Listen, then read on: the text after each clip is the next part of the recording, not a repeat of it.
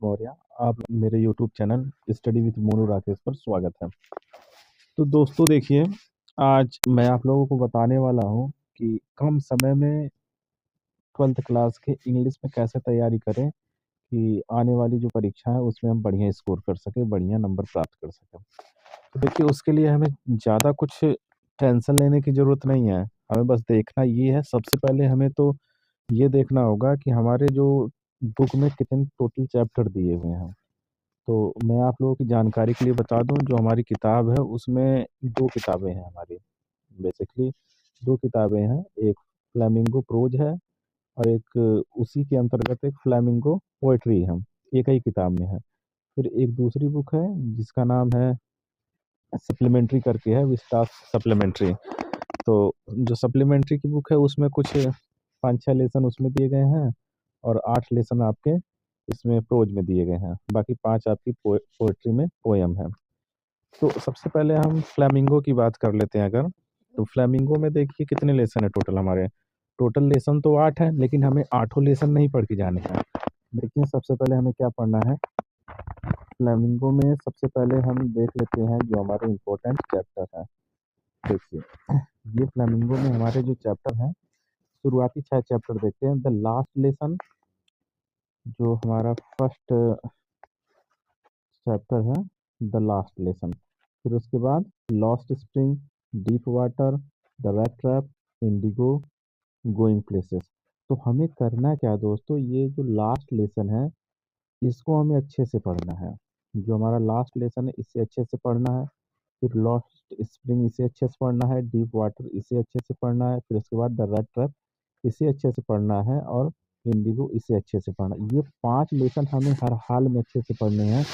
और जिसमें से मोस्ट इम्पॉर्टेंट चैप्टर मैं आपको बता दूं कौन कौन से हैं। जो हमारे मोस्ट इम्पॉर्टेंट चैप्टर हो जाते हैं इसमें से, पहला तो इंडिगो हो जाता है, फिर उसके बाद डीप वाटर हो जाता है, लॉस्ट स्प्रिंग हो जाती है। ये हमारे मोस्ट इम्पॉर्टेंट चैप्टर, इसमें से क्वेश्चन आते ही आते हैं, हर हाल में आते हैं। और ये जो हमारा रैट ट्रैप है इसमें से भी क्वेश्चन आते हैं। दोस्तों हमें करना क्या है, आठों लेसन नहीं पढ़ के जाने हैं। ये जो मैंने 4 लेसन गिना दिए, इन चारों लेसन को बहुत अच्छे से पढ़ के जाने हैं। मतलब कि जितना आप तैयार कर सकते हो, जितने अच्छे अच्छे से आप पढ़ सकते हो, उतने अच्छे से इसे आपको पढ़ना होगा। फिर उसके बाद अगर मैं बात करूं कि ये बाकी के लेसन क्या होंगे, क्या इनको छोड़ देना? नहीं, उन्हें छोड़ना नहीं, उन्हें भी पढ़ के जाना है।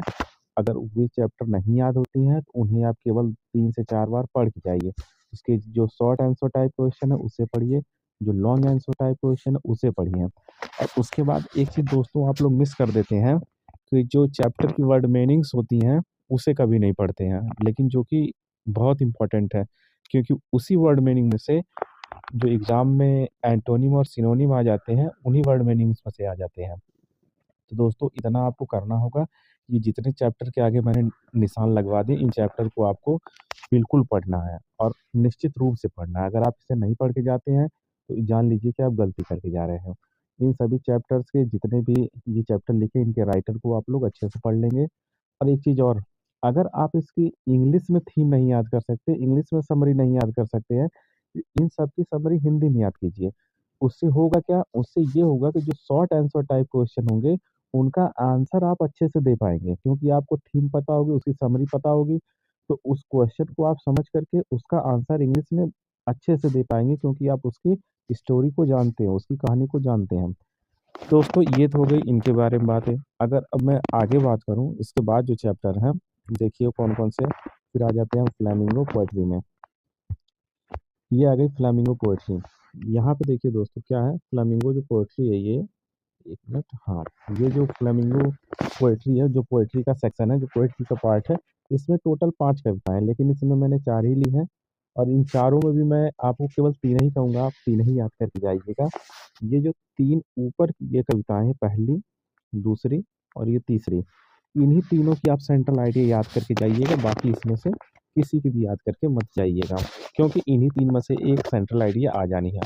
और अगर मैं कहूँ किसकी आपको अच्छे से याद करके जानी है, तो आपको अच्छे से याद करके जानी है, देखिए दोस्तों, आपको अच्छे से याद करके जानी है इसकी माई मदर एट 66 की। इसे बढ़िया से पढ़ लीजिएगा। अ थिंग ऑफ ब्यूटी, इसे 2 कविता आप बिल्कुल अच्छे से कंठस्थ करके जाइएगा। और इसके बाद इन दोनों में से कोई ना कोई आपकी जो है कविता फंस जाएगी पेपर में, ये मेरी गारंटी है। क्योंकि 3 ही उसमें सेंट्रल आइडिया लिखने के लिए देगा, 3 सेंट्रल आइडिया लिखने के लिए दे दिया, तो इसमें से कोई ना कोई ज़रूर आ जाएगी। तो आप माई मदर एट 66 इस अच्छे से पढ़ लेंगे, अ थिंक ऑफ ब्यूटी इसे अच्छे से पढ़ लेंगे। कहने का मतलब ये है कि 3 कविताएँ, पहली, दूसरी, तीसरी, इनकी सेंट्रल आइडिया आप पढ़ के जाएँगे, ठीक है? और इनमें भी किसे अच्छे से याद करना है तो my mother at 66, a thing of beauty, इन दोनों को अच्छे से पढ़ लीजिएगा। बाकी आपको सेंट्रल आइडिया तीनों याद करनी है। देखिए इनके राइटर का नाम मैंने लिख दिया है।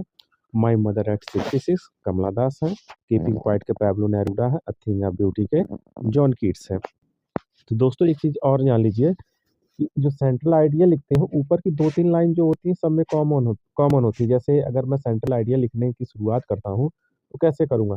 The central idea of the poem my mother at 66 composed by Kamala Das is that, यहाँ तक तो सब में कॉमन हो जाएगा। जहाँ पे पोएट है वहाँ पोएट का नाम चेंज कर देंगे, जहाँ पोएम है वहाँ पोएम का नाम चेंज करेंगे। ठीक है दोस्तों? तो इतना आप लोग करेंगे और अच्छे से याद करके जाएँगे। अगर मैं अब बात करूँ तीसरे पार्ट की, तीसरा पार्ट हमारा क्या है दोस्तों? तीसरा पार्ट हमारा है विस्तास का है, ये सप्लीमेंट्री रीडर का है। तो क्या है इसमें? The third level, the tiger king, the enemy on the face of it. तो देखिए, इसमें जो द थर्ड लेवल है, ये चैप्टर हमें पढ़ के जाना है। द टाइगर किंग, ये तो बहुत ही अच्छा चैप्टर है, जो कि इसकी कहानी भी अच्छे से याद हो जाएगी। द एनिमी, ये भी चैप्टर बहुत ही दिलचस्प है और जिसकी कहानी सभी बच्चों को याद है।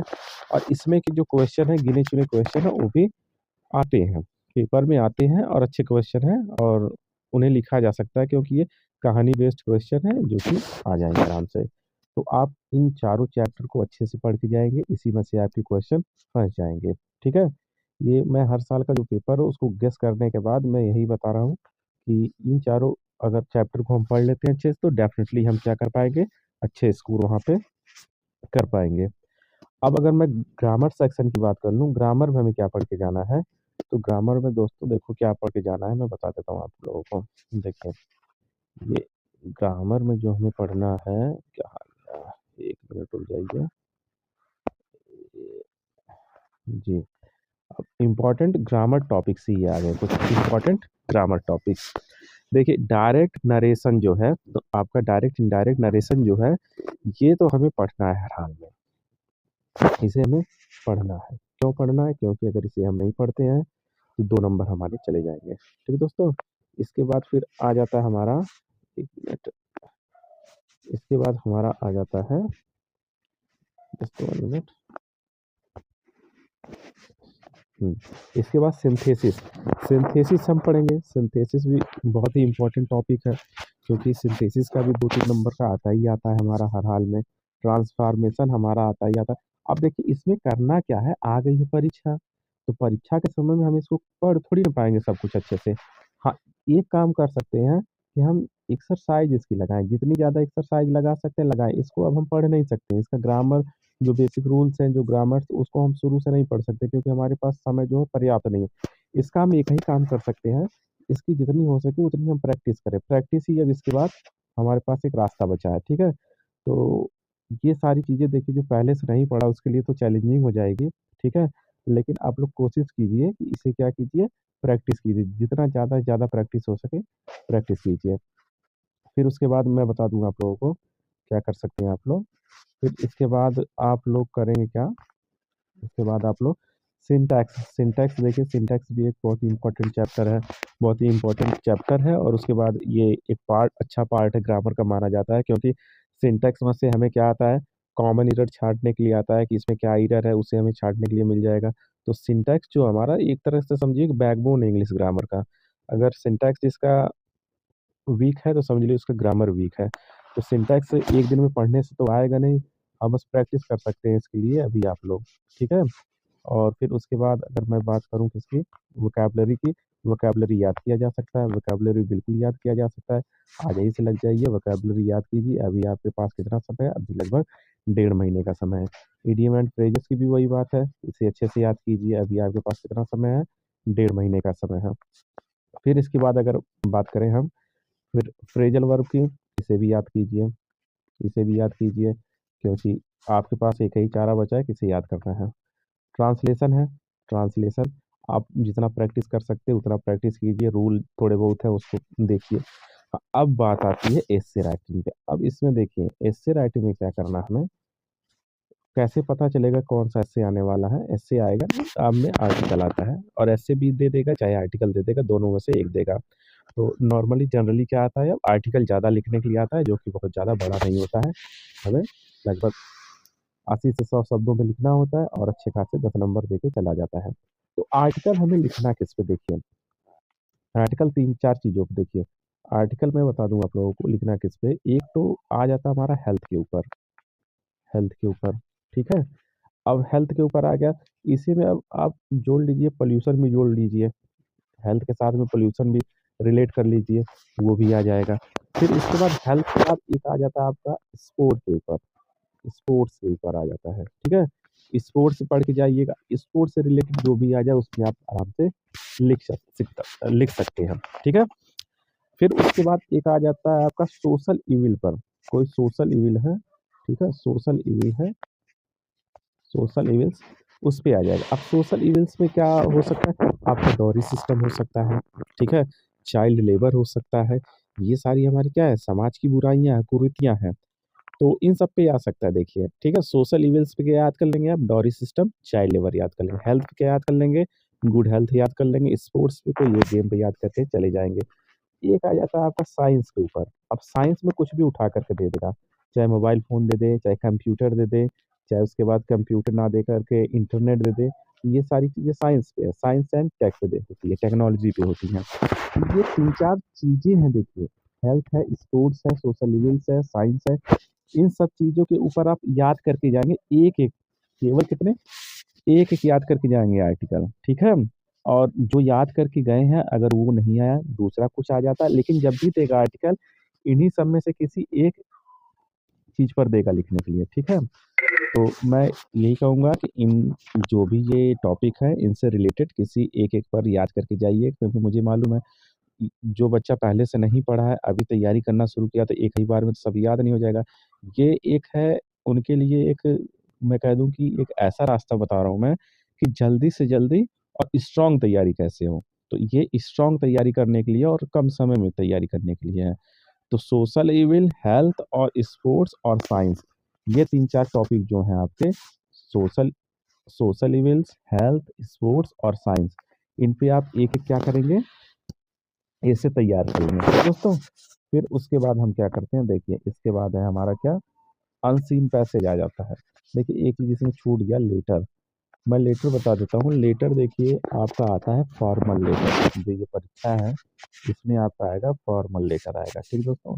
इसमें आपका क्या आएगा, फॉर्मल लेटर आएगा, फॉर्मल लेटर आएगा, ठीक है। तो फॉर्मल लेटर आपका क्या होता है, फॉर्मल लेटर आपको आ जाएगा, ऑफिशियल लेटर हो गया, उसी को फॉर्मल लेटर कहते हैं। तो ऑफिशियल लेटर में आपको आ जाएगा न्यूज़पेपर के एडिटर को लिखना है, ठीक है। न्यूज़पेपर के एडिटर को कोई लेटर लिखना है, जैसे कि आपके गांव में या आपके कस्बे में, आपके शहर में गंदगी ज़्यादा है, इलेक्ट्रिसिटी सही से नहीं आती है, पानी लगा हुआ है, ठीक है। इन सभी चीज़ों, ब्रेकडाउन ऑफ इलेक्ट्रिसिटी का आ सकता है। तो ये सारी चीज़ें आ जाएंगी, ठीक है। तो एडिटर वाला ज़्यादा ही पूछ रहा है, ठीक है।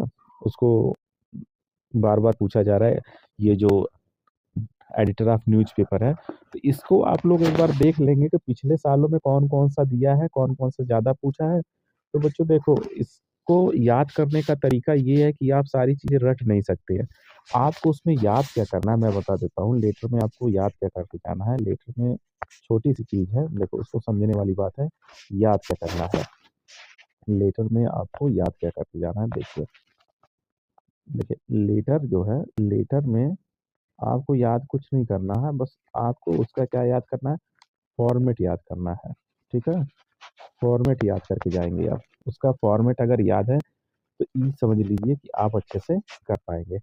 सभी लेटर का फॉर्मेट एक जैसा नहीं होता है, फॉर्मल का अलग होता है, इनफॉर्मल का अलग होता है, ऑफिशियल का अलग होता है, कंप्लेंट वाला अलग होता है। तो ये सारी चीज़ें जो होती हैं, सबका फॉर्मेट अलग अलग होता है। हमको ये देखना क्या कहते हैं, न्यूज़पेपर के जो एडिटर के लिए लिखा जाता है, उस लेटर को अच्छे से देख के जाना, उसका फॉर्मेट, किसी एक लेटर का फॉर्मेट अच्छे से देख लेना। बाकी सभी जितने भी एडिटर को लिखा गया लेटर, उनके सभी भी थीम को देख लेना, उसके सब्जेक्ट को देख लेना है, उसकी मेन बॉडी क्या है उसे देख लेना है। वही सारी चीज़ें क्या करना है, हमें याद कर लेना है, ठीक है। और उसका फॉर्मेट रट लेना है अच्छे से।